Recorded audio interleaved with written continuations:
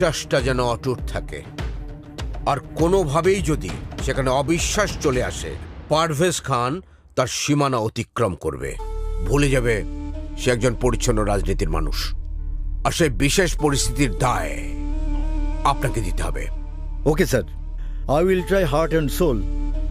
দায়ের দায়সারা গল্প আমি শুনতে চাই না, আমি দায়বদ্ধতার গল্প শুনতে চাই। যে কোনোভাবেই আমার মেয়েকে উদ্ধার করুন। স্যার, কথার পিঠে কথা বলা রাজনীতিবিদদের কাজ, আপনাদের কাজ নয়।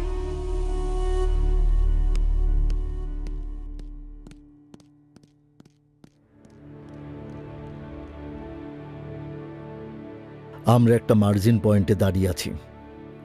আমাদের সামনে ভীষণ এখন একটাই, at any cost will have to find out Jahan খান।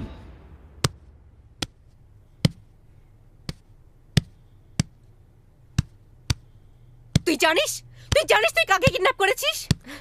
আমার বাবা যদি জানতে পারে তাহলে তোকে মেরে ফেলবে। তুই আমাকে ছেড়ে দে। এই একবার ছেড়ে দিয়ে দেখ তোকে আমি কি করি।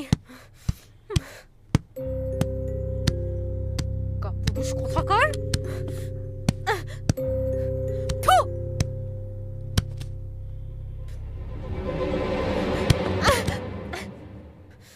এই তুই আমার পরিচয় জানিস?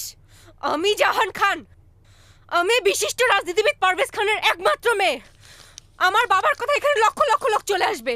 তোর গায়ের হাড় হাড্ডি মাংস একটাও রাখবে না, একটাও রাখবে না। এখনো সময় আছে, আমাকে ছেড়ে দে।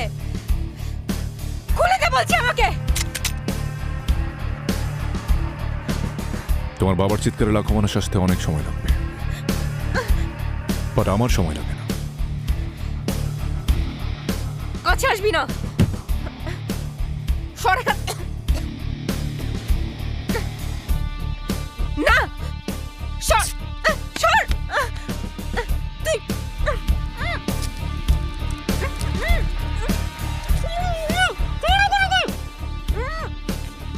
কোনো শব্দই আমার পছন্দ নয়, বুলেটের শব্দ ছাড়া।